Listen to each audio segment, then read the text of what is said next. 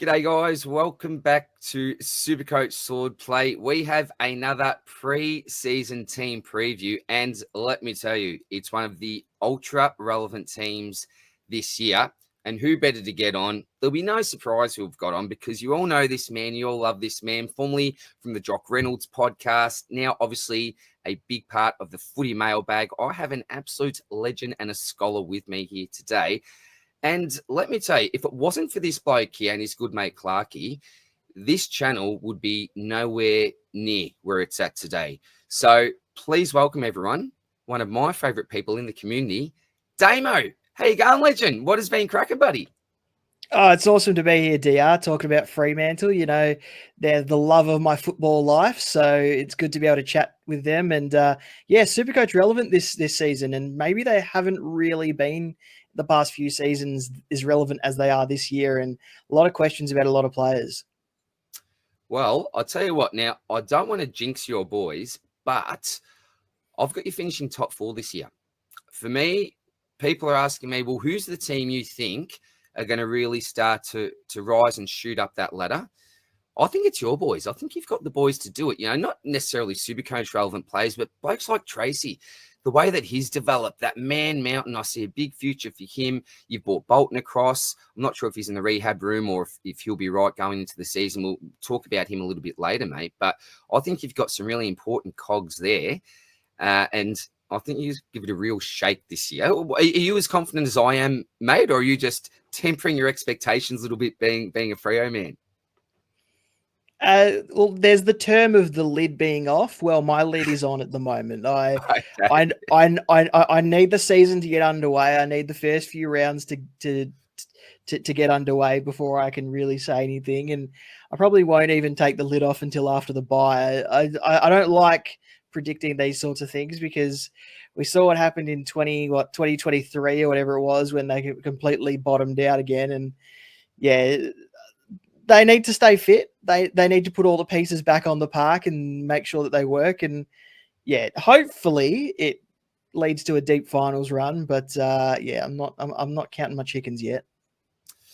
Well, I think they'll go pretty well, mate. Now, before we get into this, tell us what you've been up to. Now, you've been a very hard man to get a hold of. I know you've been booked out for about the last 2 weeks. So tell us what you boys have been doing there at the Footy Mailbag, because I know you've been working extremely hard, my man. Yeah, so just recently wrapped up our positional videos, did one on the forward line with Ben from Supercoach Insider, did a Ruck episode with Peter from Nerds for Life, nice. Did an episode where we talked about flex strategy with the boys from the Falcon Footy podcast, and then we did Defenders with Horse from Insight Sports, and just did the Midfielders episode out today as we were recording with Stephen and Supercatch Potato. Fantastic. Gee, some very nice names there. So, guys, make sure, if you haven't checked it out already, it'll be out by the time you watch this video. Head over to the Footy Mailbag, check out all of those positional videos, because I know that I've have, and I tell you what, absolutely magnificent stuff. And another thing, mate, we've got the footymailbag.net. So you've got the website going on at the moment. What can people expect to see at the footymailbag.net? So on the landing page, you'll be met with all of our podcasts in a playlist right on the front page there. So you can listen to the playlists from there or go to Spotify or wherever you want to listen to your podcasts. But we've also got some written content where we've had a bit of a look at depth charts. We've also got an article where I outline my locks, my bargains, my players I don't really want to start. I think that you should avoid them. And then we've also got a rookie Bible as well being formed that is probably due for an update since the preseason has been underway for a little while since I published it, but that's also there if people want to read it. Fantastic, mate. So you're doing a bit of everything. We've got the articles, the videos, everything you need at the footymailbag.net. So make sure that you do check it out, guys. All right, let's talk about your boys. Now, the first thing we can already see here on the screen is that mid-season bye, and it's not round 12. So that's a positive within itself, but it is around after in round 13. But Damo, I often have people ask me, why do you call this such a friendly buy? Can you fill our viewers in on why round 13 looks to be extremely friendly for us in 2025? Well, St Kilda and Fremantle aren't part of opening rounds. They don't have an early bye in the middle of in the start of the season, I should say. And then in the middle of the season, it's just two teams.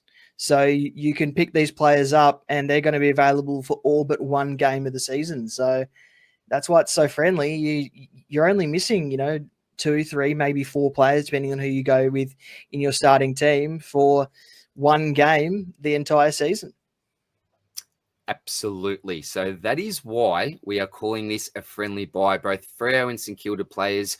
I know I've been looking at a range of different players from both sides, and where I'm comparing a 50-50 matchup, I tend to lean towards those Freo and St Kilda blokes, particularly because of this buy. It's not the be-all and end-all, but I think it's a really important factor when we're looking to set up our starting teams for this year, mate. So let's start off with the season guide discount. So, mate, I've already read your Freo team preview. Absolutely magnificent. If you are interested, guys, in purchasing the guide, we do have a special discount code here. It is Footy Mailbag 10. So make sure that you do go to supercoachswordplay.com, buy yourself a guide, and if you do use this code, you'll get yourself a discount and also be helping out Damo a little bit as well for his magnificent work. So, mate, appreciate everything you have been doing there. Laura, who's been burning it up, Damo? Now, we know that you're over in Perth. You're a WA boy, so you are pretty close to the action there. Has there been someone in particular that's really been catching your eye in the preseason to date? Well, we'll talk about a lot of these players as we go through this video, I assume, but it really seems like if I leave those players until later, we can talk about Josh Tracy has been, taken the PI55 out of the key defenders. Jai Amos has come back looking about twice the size that he was last season. Nice. So the key forwards have come back really, really in good shape, and Luke Jackson looks like he has really settled into that third tall backup ruck role where he's even attending some centre bounces as a big bodied mid. So something to look out for there. But I'm not sure if that's going to equate to Supercoach points, Luke Jackson's role, but I think they're very wary of burning him out as the main ruckman while Sean Darcy is a bit injured. But we'll talk about all that a bit later. The unicorn, a pretty decent selection for me last year, I must admit, mate. All right, now just a quick negative. Is there anyone in the rehab room at the moment you think is Supercoach relevant? Anyone that people have got on their watch lists, but you're a little bit concerned about either at the moment or even potentially getting up for round one, mate? It sounds like most players will be available for round one that's currently in the rehab group, apart from Big Shrek. But like Hayden Young's nursing a hamstring issue, but he's probably going to be available for that game on March 2nd in the preseason where they go up against Melbourne. Shai Bolton has just recovered from a calf injury, so he's even going to line up in the All-Stars game, maybe only get a couple minutes, but he's going to be available to suit up if they need him. And then Alex Pearce is being held out with an ankle issue, but that's just precautionary. So there's not a lot of players that are Supercoach relevant that are injured. I think there are a few players that are very sore. They've had a very hard preseason. I think those last few games last season, especially the one against Port Adelaide that closed their season out, Port Adelaide were the harder team. They were willing to get it. They were willing to be more physical, and the Dockers just didn't have it in them. So I think that's what they've been working on this preseason. So there are some sore boys out there already, and I think there's going to be a nice little break in between that last preseason game and round one to really freshen them up. Beautiful. So it really seems like Shrek is the main concern when it comes to relevant players lining up for round one. Pretty positive at the moment, mate. All right, now, before we get to this great man, Luke Ryan, let's take a look at some kicking data from last year. Now, it's really obvious here. You can see Lukey Boy in front of the Monopoly board there because clearly he has the monopoly of the kick-ins. 149, exactly 100 more than Jordan Clark, just with a K. No E, as you reminded me in that DM. I appreciate that, mate.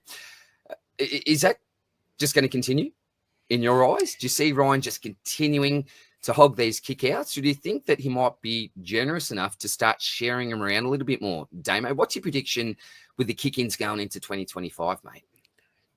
I think they're Luke Ryan's. I think that's his role, and Jordan Clark will take a few, as we've seen. I think the Dockers' game plan will see anyone that takes a kick out probably play on more often than not. Think James Aish won't be in the 22 even. So those kick-ins are probably up for grabs, maybe with a Corey Wagner or a Heath Chapman, as we see under his name there. So I think there's a few kick-ins to go around that Ryan and Clark won't take, but Luke Ryan is probably going to be the man to take most of them. All righty. Well, let's actually start to look at some of these individual players. There are 3 defenders we're going to take a look at. And the first one is very, very obvious. It is that man, Luke Ryan. So 29 years of age, 116.6 for an average last year. Extremely healthy. One of these blokes with a huge ceiling, can absolutely kill you. Depending on if and when you traded him in last year, some people called it a big success, others maybe not. And I know there were a few people that left it a little bit late and probably overpaid because he did start to go down a little bit in regards to his scoring. But we see that 197 last year. When this man goes big, he goes absolutely nuclear. We can see that his average as well was +7 on his 2023 average. So look, personally, I think it's going to be a bit of a stretch. Getting to that 120 mark, I'd be pretty happy again with a 116.6. But can you give us your thoughts on Luke Ryan, Damo? There may not be a heap of value to him, but is he still going to be one of these defenders that we can just safely lock in for a really good average? Or would you have some question marks around the selection this year, buddy?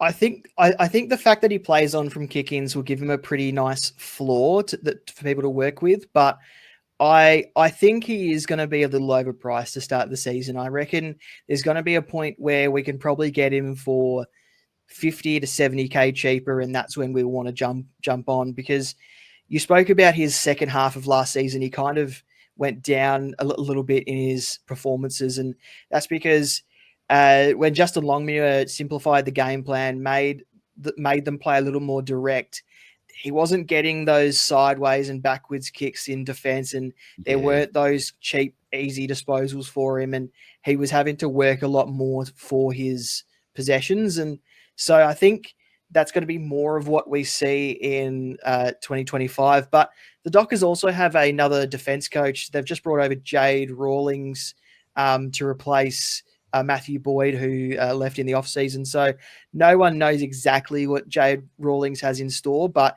if Justin Longmuir's defense doesn't change much and Rawlings just puts his little flavor on it and doesn't change too much, then I imagine Luke Ryan is going to be a pretty good option again, but at 628k, probably paying a little too much. I tend to agree with you, mate. Yeah, look, I'd love to have him in my final side, my finishing side, but I think at the moment there's some better value out there. A terrific player, a great buy, as all these players that we'll review do have. But yeah, I'm with you there, mate. More of an upgrade target. But if you want to start with him, I still think you get a really nice average. But as Damo said, I think you'll be able to get him a lot cheaper during the year at some stage. This man, Jordan Clark, though, different to Ryan, had a real breakout season last year. We're looking for this bloke to potentially take the next step. Now, I don't know if I'm expecting up to 116 with what Ryan did, but even if he gets to a 110, adds another 5 points, I'd be extremely happy with that, and I'd start him if I could guarantee that every day of the week. 24 years of age, so I think he should be really coming into his prime now. Almost 25 disposals on average. The 49 kick-ins, as we mentioned before, really nice play-on percentage from that as well. 5.2% of coaches currently own Jordan Clark. I've got a feeling that might be a little bit higher in the content creating community. I know lots of the blokes I've been speaking to at least having a good sniff around Jordan Clark, but at 563,700, do you think he's going to be a decent starting pick for us, mate? Or do you have some concerns that maybe he won't be able to, well, even maintain or take it to the next level? What are your thoughts on Jordan Clark? Jordan Clark, currently locked into my defense. He hasn't moved since the team picker opened. I think he's going to go to another level, or at least hold the level that he was at last season. You're pretty much paying for if you want a carbon copy of last season, in my opinion. There is the scope for improvement. We talked about players burning up the track, and well, he was one of them. And I didn't want to mention his name because I knew that we had this slide coming up, but he's been intercepting, rebounding. Even when they've gone A versus B, he has had 1 or 2 attendances at a centre bounce, but and when the stoppage is met in the defence, he has been sort of the guy on the outside waiting for that link up handball to get the clearance out. So he's part of that stoppage setup when it goes down into the defensive 50 as well as it looks like in the match simulations. So I think he's got an opportunity to take his average up. I think 110 is probably about right if you were going to predict him to improve. But yeah, 563. I'm tripping over myself talking about him because I'm so excited about what he could do in 2025. That's music to my ears because he was in my first team when the team picker came out, still currently there as well. So absolutely music to my ears. And what I loved hearing there was that extra meat on the bone. So you talked about his potential new role at stoppages. That could be your extra couple of points that you're looking for to start to build up that average. So burning up the preseason, intercepting, rebounding, even with a couple of bonus CBAs, it doesn't seem like there's too much downside. And if anything, I see a lot of upside to this pick. And when we say a lot, I'm not talking about 20 points on the bone. I'm not saying he's going to average like a Zach Butters or Marcus Bontempelli, but for a defender at around that 560 mark with a really good buy, I really like him, Damo. So in my side as well, maybe I just need to lock him in and throw away the keys. So very, very happy to hear that about Jordan Clark, mate. Now, Heath Chapman, this may surprise a few people. And look, the ownership percentage at 0.3% suggests that there's not a lot of coaches that are looking at this man. A really talented type player. We know that injury has really derailed his career to date. Very highly rated player, as I mentioned, though. But from what you've been saying, Damo, he's had a great preseason, broader shoulders, been a bit of a standout with his defensive pressure. Tell us what you like about Heath Chapman and what his Supercoach prospects could potentially be like this year. Yeah, awkwardly priced at 380K, but I singled him out a couple of times to a couple of people. I've seen some things that may indicate he's ready to go to the next step. Hasn't had a great run with injuries and obviously missed a lot of last season, missed a lot of the season before as well. But he's come back looking stronger, probably his first full preseason in a long time, which is one big tick that we need to cross off there. But I think everyone that's broken out under Justin Longmuir has done it. And I think this guy's next in line to do it as long as they give him the right role. And when Heath Chapman's playing, the Dockers actually have a really nice winning percentage when Heath Chapman's out there. And I think that's because he can play that third tall role being above 190 centimeters. And it frees up the guys like a Clark, a Ryan, even a Corey Wagner to kind of be a bit more loose and not have to play an accountable role. So him being out there, being able to be that third tall, the guy that can rebound a little bit, but also free up the other guys that do the kick-ins and all that means that I think there's scope for him to improve. Maybe not as much as people would like him to, because I think maybe a 90 average is probably about his ceiling this season. But if you want to take a punt at Heath Chapman, first full preseason and was highly rated as a junior before he was drafted, and he was spoken about as a guy who could eventually enter the midfield. So who knows when that happens, but first full preseason, I think, since he was drafted. So I think there's a massive scope for improvement for him. Massive. I think people underrate that preseason, don't they? We've seen, seasoned veterans of the game. If they don't have a proper preseason, then it can really affect them. So the fact this guy is 23 years old and has never really had a full run at it in the summer, I think that's a real positive to this selection. At 380K, you'd have to be really confident on him, I think, to start with him. But look, who knows? If he has a really solid 2-3 weeks, you can always jump on him. Awkward price, but a bit of uncapped potential, really, isn't it? Because we haven't seen him with that full preseason. And given his talent, yeah, I think you've got a real player on your hands there, mate. Yeah, and people will probably see his price and go, he's probably rivaling the likes of a Callum Mills or Harry Perryman or even Trent Rivers, who are in about that same price range. But I think if you pick him, you got to be supremely confident. So you got to pay attention to the preseason games and just make sure you know what you're getting. And maybe Mills, maybe Rivers, maybe Perryman might be a safer option, but just keep it on your radar that Heath Chapman could be the next guy to take the next step. Love it, mate. Love it. That's why we've got you on, mate, to bring on these names that no one is thinking about at the moment. All right, we're going to move into the midfield now. We're going to take a quick look at some CBA data from last year. So you can see the man in yellow up the top there, Caleb Strong, 79%, followed by Brayshaw with 70%. We'll talk about Reedy and Darcy in a little while after we get through the midfielders. And then we get to Hayden Young at 65.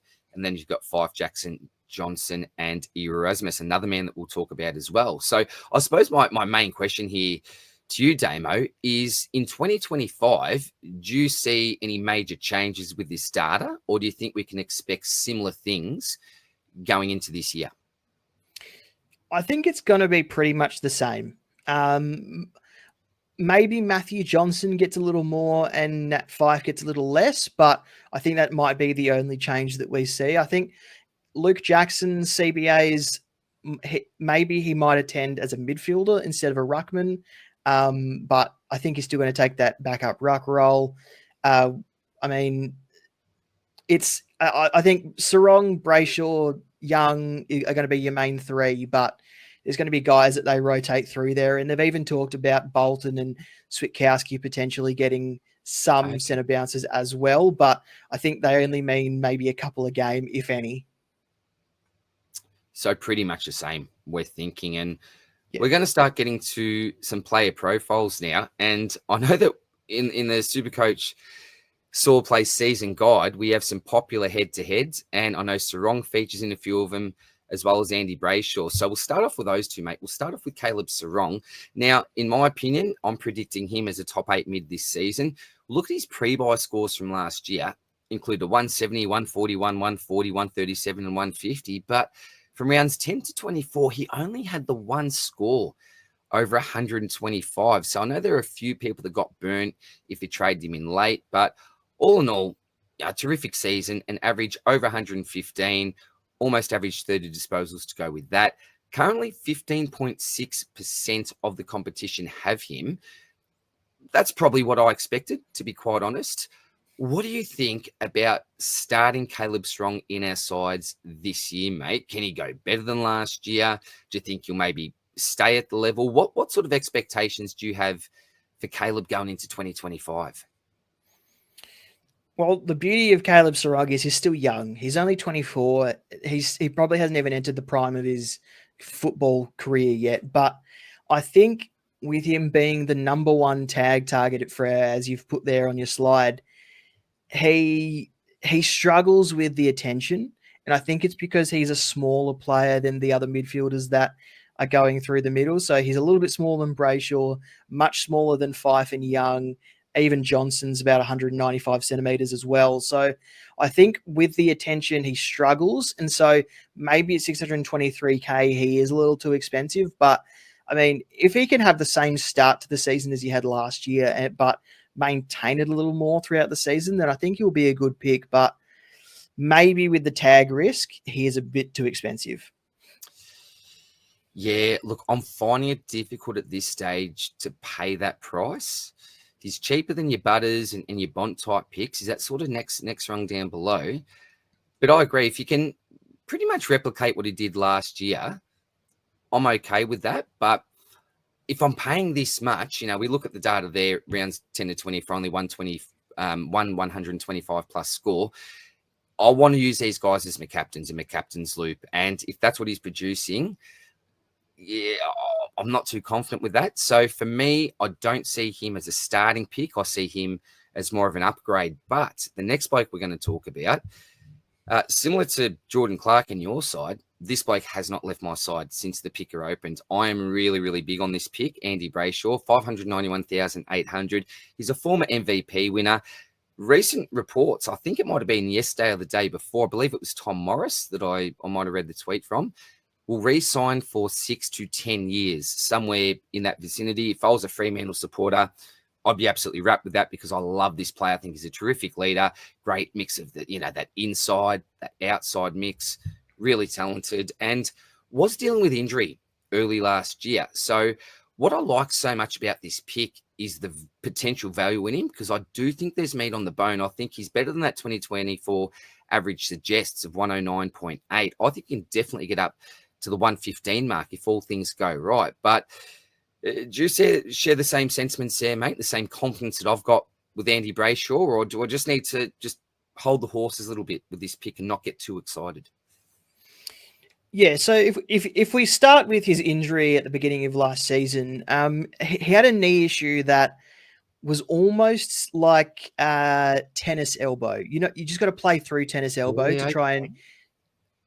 But he basically had tennis elbow, but whatever the equivalent is in his knee. So just had to play through it, and eventually the muscle would strengthen, the bone would strengthen. It was nothing to worry about structurally. It was just a pain tolerance thing. So that was the main reason that no one really heard about it. But because it wasn't going to keep him out of any time. It was just something that he had to play through, and obviously there was some discomfort at some points, which meant that he started off the season with quite a low average, but post-bye, he actually averaged 116.5. And I think that's closer to what he will produce if he has a full season without any issue this year. So I think at 591k, you're almost getting a 650k midfielder at a 60k discount. Love it. Love hearing that. And I agree. I think you can go the 115 to 116. I think anything above that is a real bonus, but I'm such a huge fan of him. I look at the age here, 25, and that he's a former MVP winner. I think that people forget how talented this bloke actually is, and that's voted on by his peers. So for me, I think that's pretty much the highest honor in the game. So if he can go close to replicating that season, I think he's going to be a phenomenal pick. So is he currently in your side at the moment? Yes, been locked in. Beautiful. So we agree on 2 so far. Clark and Brayshaw, both locked into our sides. Love that, Damo. Hayden Young. Now, I don't know what to think about the pick. I really, really don't. I think he's got the potential to break out into that uber elite. He's such a talented player. We know what his disposal's like. Strong, tough sort of a mid. I just don't know what my confidence levels are. I'm a lot bigger on someone like an Ed Richards, for example. But what's your thoughts on Hayden Young as a Supercoach selection? We've talked about Sarong, we've talked about Brayshaw. Would you have it, in order such as, I suppose, in the pyramid of priority like we've got there? Would you have Brayshaw, Sarong, Young in that order, or are you a bit of a fan of Young? What are your thoughts, mate? I had Young in my side before his hamstring issue. I think this close to the season, I don't really start with players that are injured this close to the season. So I've ruled him out for the early part, but I do believe he could be an upgrade target at some point. And if I was to put them in a tier list, I'd say Brayshaw, Sarong, Young. Just because Young's injury at the moment. So in terms of starting team, but I think as the season goes on, we might even see Young go to the top of the tree. And started the season last year quite poorly, it was quite underwhelming. People started him in as a defender because they saw that he was getting midfield time, thought that he could get to that 100, 105 average and be a really nice player for us in defense. But he didn't quite get there. Now he's a mid only, and people are sort of forgetting about him. And it happens when people lose DPP. People forget about those players that are sort of in that 5 to 550k mark. And I think the thing that flew under the radar for people a lot last year was late in the season, his numbers were being compared to Marcus Bontempelli. So his score involvements, his CBAs, his impact per possession, those sort of things were being compared to Marcus Bontempelli, and they're a similar size. They're a similar sort of build. They're probably a similar sort of player, to be honest. And if Hayden Young can become that next uber midfielder,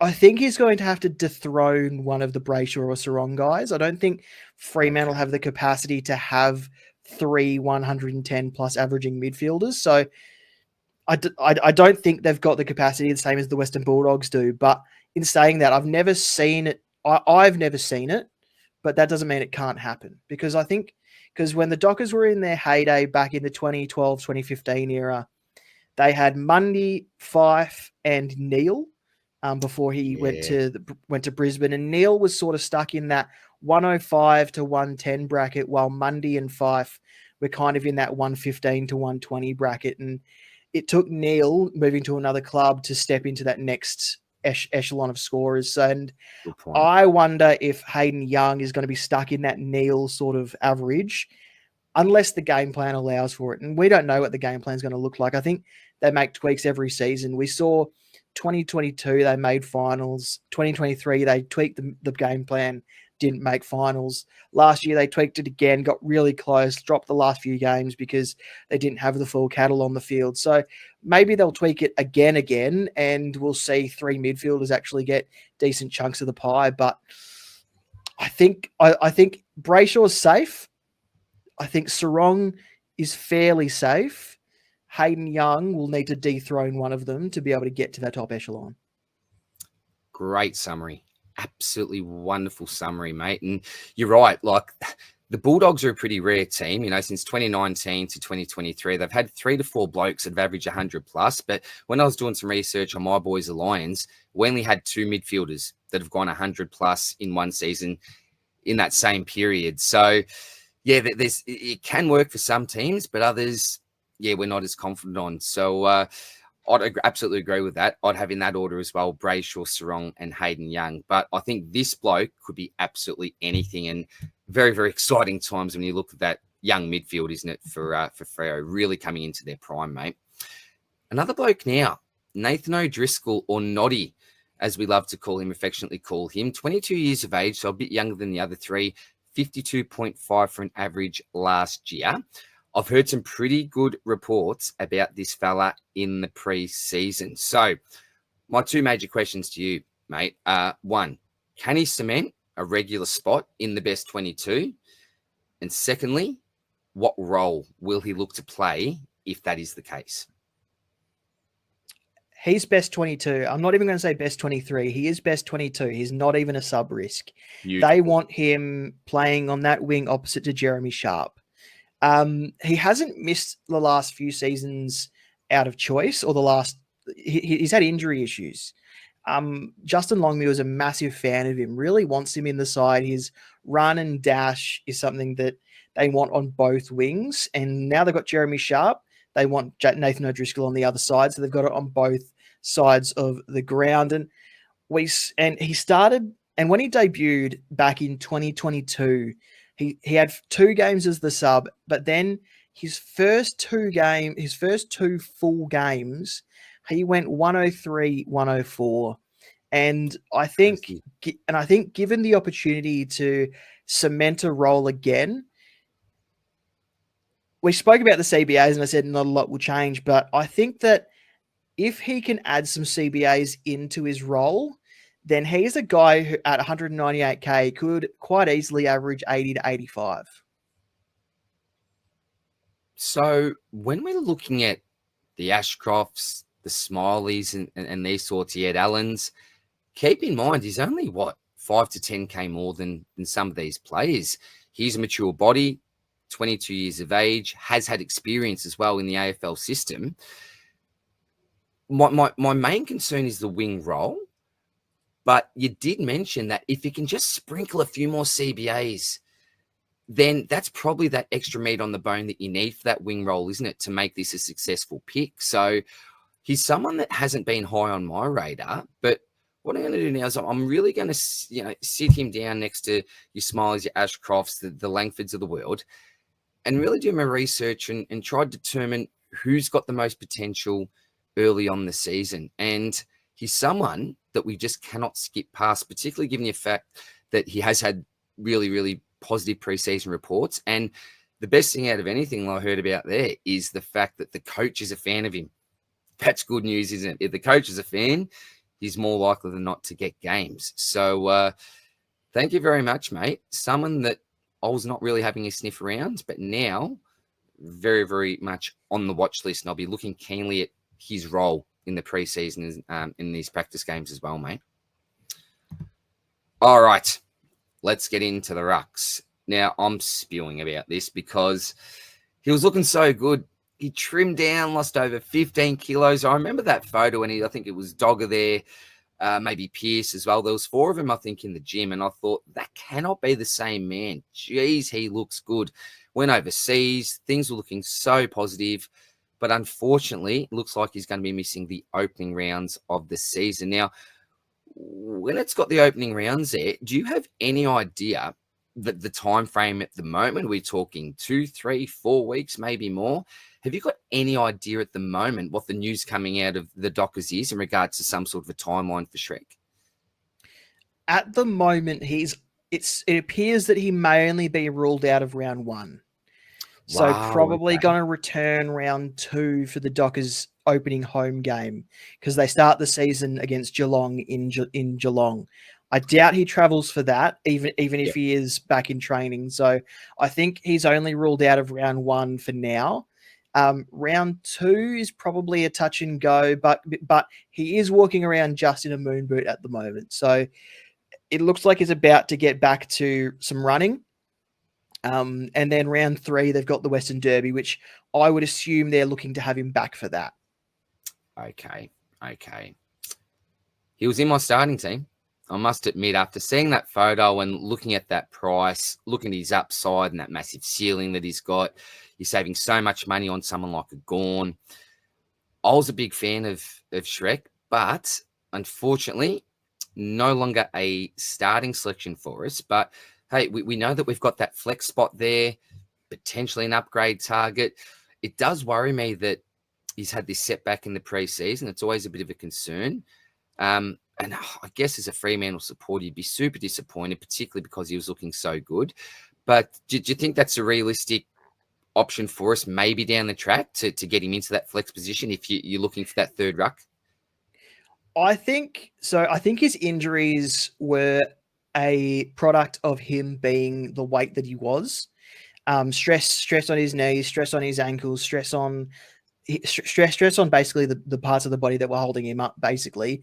And being a ruckman, you jump a lot, and so it goes all the way through your body, all the way down to your feet. And I think that was the big issue there. So losing 15 kilos or about 15 kilos this preseason, he's probably been told that he was only going to get over his injury issues if he lost some weight. And before he had this ankle surgery to remove that screw, he was dominating all the ruck drills. Like, he had lost none of his power. He had lost nothing out of anything. It was just, he was a more slim guy. Like, his body shape was looking more like a Josh Tracy and an Alex Pearce than Hodor,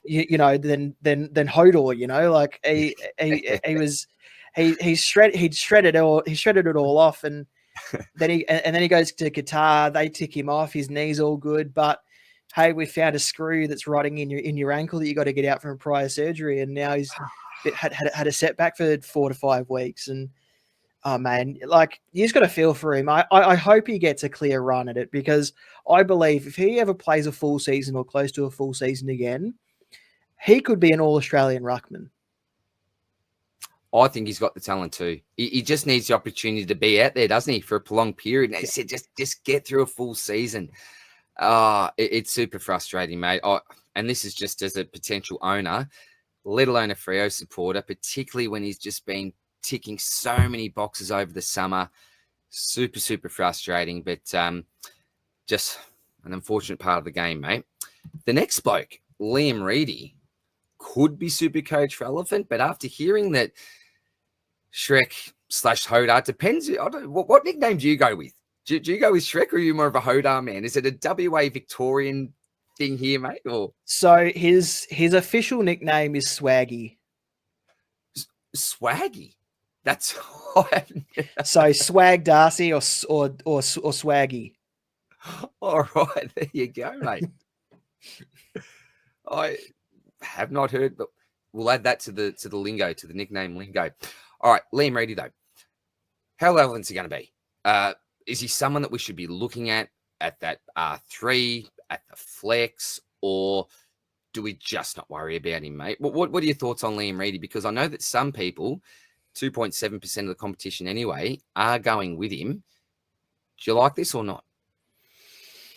He's had an awesome preseason. That's like I won't take that away from him, but I think he's only going to play when Sean Darcy is not playing. They won't have Luke Jackson as the number one ruck. They don't want to put that stress on him. We saw Luke Jackson struggle doing it for 6 weeks in a row at the beginning of last season. So I think Liam Reedy will take the main ruck role and Luke Jackson will just be the backup and continue his unicorn type role as the ruckman, midfielder, forward, whatever you want to call it. But yeah. But I think Liam Reedy will only play maybe 1, 2, maybe 3 games at the beginning of the season until Sean Darcy is back, and then we'll probably sit on the emergencies list every week until Sean Darcy's out at any point, if he's out at any point. So I don't think he's going to be a cash cow. He might provide some nice cover, and maybe be a nice loophole, although the Dockers don't play many Sunday games in 2025. So yeah, I'm not going there. I just don't think he's going to make money or play enough, but it's certainly a nice pipe dream to think that you could get 132k ruckman who's going to be the number one. Wouldn't it be lovely? Wouldn't it be lovely? Well, look, I suppose if Shrek has another setback or it looks like he'll be missing a little bit more football, then potentially may look at him. But yeah, given that timeline or potential timeline, I just don't think it's going to be worth it, mate. And I was going to say maybe as a backup loophole, but as you mentioned, if they don't have a lot of Sunday games, then probably not fantastic for that either. So thank you very much for that, mate. May have saved maybe 2.7% of the competition there. All right, the other bloke you just touched on as well, Dogger Jackson, 509,300 ruck forward. One of the few half relevant ruck forwards, or potentially the only relevant ruck forward for us this year. 23 years of age. 2024 average was 94.5. I know at the start of the year he did take on that number one ruck role, produced some really good scores as that key forward target. Obviously, as we all know, a lot harder to put up those big ceiling scores, but 15.3% of the competition currently own Luke Jackson. Do you think that's too many at this stage, Damo? Are we paying up too much for this man at over 500k? Yeah, I think the majority of that 15% will have traded him in on the back of the Sean Darcy news, but he's not going to be the main ruckman. I think the club's made that really clear in match simulations that it's either going to be Liam Reedy or they're really high on Aiden Riddle that they just got in the most recent rookie draft as well. So I think Luke Jackson's fairly safe, going to be that forward ruck unicorn midfielder this season, and I think that's his role and that's going to be where he stays. And if anyone goes down in the ruck, it's going to be a matter of someone else stepping in to take that load. And we've seen Oscar McDonald also ruck if they have to break glass in case of emergency. So yeah, I think Luke Jackson is going to be that kind of he's almost the forward version of a Mark Blitzarves at this point.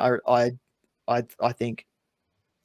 Yeah, I tend to agree with you. I started him last year because we knew that he had that role, at least for a short period at the start of the season. But yeah, as the chop out ruck as that second ruck, I just don't like it at 509,000. You know, maybe if he drops in price, and he will inevitably dropped in price. He's a key forward. They all have these low floor games. Maybe look to pick him up then, but for me, I don't think he's a starting pick, and we are just blessed with so many value options in the forward line. I mean, he definitely could come out and average 95 again, and that's not completely beyond him. But people are probably picking him because of the Sean Darcy injury, and he's just not going to be the number one ruckman. So it's a wait and see. And I think at 509k, you can afford to wait for a price drop before you jump on. yeah, it doesn't look like he's going to go out the start and absolutely burn us if we don't start with him, mate. So, yeah, and that's a really important point you raised, because I know myself, automatically I think Shrek goes down, Jacko comes into that role. But given the fact that the club have made it pretty clear, as you said, that that's not going to be the case, yeah, I just don't see enough upside in that price at the moment, mate. All right, we've got a couple of forwards we're going to go through. This man, Mr. Shy Bolton, Shy. What do you say? Is it Shay? Is it Shy? Is it what do you go with? I get corrected every time, and I never know what I say, what I got corrected to. I think it is Shy Bolton. Okay, we'll go with Shy then, because I'm still not sure myself, to be honest, mate. But 416,100 mid forward, obviously come over from Richmond. He's that bloke that just oozes class and X factor. When he's on, he can take the game away. Got a huge ceiling, but unfortunately is a player that traditionally also has a low floor. Now, when we talked about the CBAs or touched on the CBAs, he did mention that someone like a Bolton may pick up a few here and there. We're not expecting anything major from him, but 11.6% of coaches at the moment are going with Bolton. I think that he's at a relatively fair price for what he can produce. You did mention also that he's looking to play or line up for that All-Stars match. If that's the case, then we're obviously assuming he's going to be pretty right for round one. What do you think about Bolton as a starting pick? Is it a case of we've just got too much value elsewhere that he's not going to be overly relevant? Or do you still think that it could be worth starting with Bolton if fit and ready for round one? I think, yeah, I think if you're starting Bolton, you're starting him thinking that he can do better than a Bailey Smith or a Matt Kennedy or someone around that price point. I don't think, well, you probably could start all three of those guys if you really wanted to, but I think it's safer to go with one of those three guys, the Smith, Kennedy, or Bolton. You don't want all three to begin with, and he's been brought in to change the way that the Dockers forward line operates, because they've nailed their key forwards. They've got Amos, they've got Jackson, they've also got Tracy as well, and then at their feet they've got an aging Walters who has been in and out, probably a bit behind the eight ball with his fitness and his speed of the game now. But then they've got lots of pressure guys like Sturt and Switkowski, and even Michael Frederick doesn't really hit the scoreboard as much. So they really needed a small forward to take center stage, and that's why they went so hard after Bolton and paid that high price. But can he return to that 90 average or 95 average that he had a few seasons ago at Richmond? I'm not convinced as yet, but I need to see what sort of role they're going to have for him, and we won't see it in the All-Stars game because he's lining up against Frios, which is a weird thing to say. But so hopefully he gets some decent minutes in the March 2nd game against Melbourne, and we can see exactly how they're going to use him. Yeah, beautiful. Because look, talent-wise, he's one of the most talented players in the comp, in my opinion. But it is all about that role. If we can see some extra CBAs, that'd be fantastic. But without them, I probably don't think there's enough here with the role that he'll be looking to play. But talented player, and yeah, could do anything this year. Mate, we've got one more, and it is Neil Erasmus. Now, he's currently owned by 49% of the competition. Almost half of the competition have this bloke, I'm guessing, on the bench. Now, it can be as your M9, 10, 11, or it could be your F7, F8, wherever you've got him. My main concern is this, Damo. Now, you're the man from Freo here, but he was drafted as a midfielder. But we've just talked about the depth and the talent that you've got running through that midfield already with the big names. Is there any space for someone like an Erasmus in the midfield, let alone in the best 22/23? What do you think about the prospects for Neil this year? Is it a make or break year, career-wise, for Erasmus? I think the quote that sticks out to me is Justin Longmuir said towards the end of last season that we're going to have to give these guys opportunities sooner or later. And so I think Neil Erasmus is kind of is kind of the guy that's next in line to come in. So obviously they just drafted Murphy Reed, who was a highly rated youngster who slipped to pick 17 somehow, but was but was top 5 on some draft boards. And then they've also got Cooper Simpson from the previous draft that was also highly rated as well, and who's not even in the best 23 at the moment. But Neil Erasmus, like you dominate a waffle season, you dominate the waffle grand final, you get best on grand or waffle grand final. Surely there is a place for him somewhere. That spot, probably, unfortunately, though, is the sub. Ouch. Yeah, I think it's between I think it's him and a few other guys probably fighting over the sub vest, and that's probably not what they want to be fighting over, but I think he's one of the guys in line for that sub vest. And I mean, if I just tell you some stats, like 17 games in the waffle last season for an average of 125 Supercoach points. Like that's relate.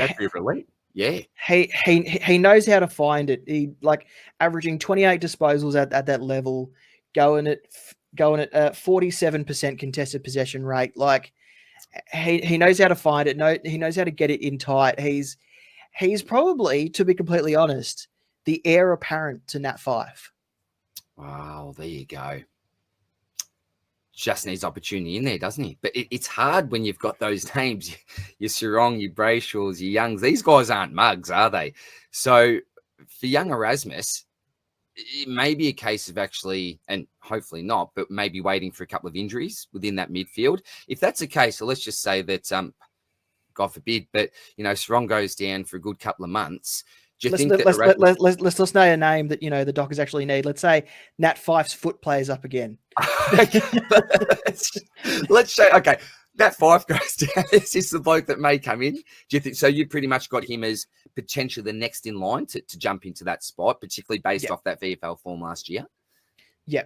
I think he's next in line for any midfield injuries, and even Jager O'Meara isn't part of the centre bounces, but Neil Erasmus could potentially come in for an O'Meara and then take some centre bounces away from some of the perimeter guys like a Switkowski or a Bolton if they have been getting some attendances. Very, very interesting. So look, for anyone that does currently have him on your bench, maybe make sure that you've got a backup plan, because Damo's not quite sure at the moment if he fits or where he fits in the 23, but listening to those stats from the waffle last year, surely he's got to get an opportunity at some point. We're hoping it's sooner rather than later.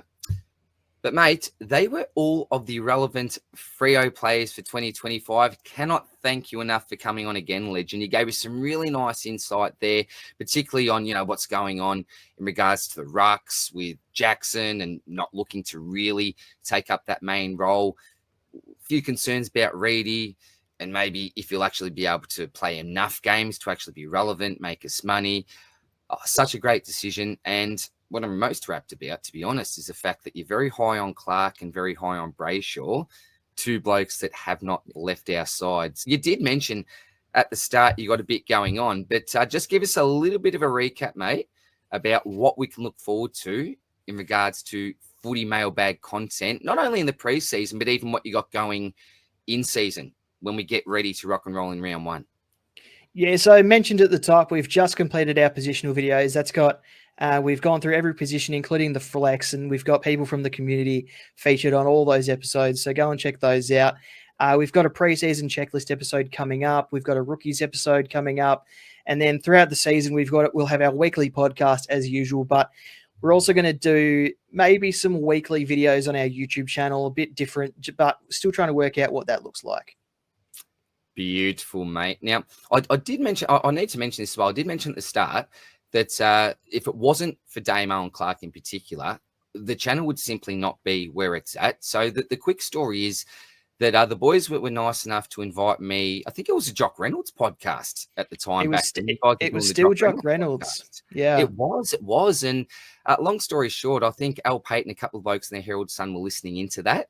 I was talking about some Supercoach stuff I do at school. And within the next month or two, I'd found my head on Weekend Sunrise on the Channel 7 News. There was a feature article with myself and my class in the Herald Sun. And it was all because of getting that exposure from being on the Jock Reynolds podcast. And as I said, mate, I'll forever be indebted to you guys for that, and cannot thank you enough. And that is just one of the reasons why you blokes are just some of my absolute favourites in the community, Damo. So much love to you again, mate. You are a wonderful human, and thank you so much for coming on again, legend. Always time for you, mate. You are a good man. You're too kind. So, guys, thank you very much for tuning in again. Make sure you head over to the Footy Mailbag to check out all the good oil that they've got for you there. And probably in the next 2 days, we'll have the next team preview. And I think Roscoe, a new member of the Swordplay crew, will be giving his team reveal within the next week as well. So plenty to look forward to on the Swordplay channel, plenty to look forward to on the Footy Mailbag. We thank you as always, and we'll see you soon in the next one. Cheers, guys. Bye.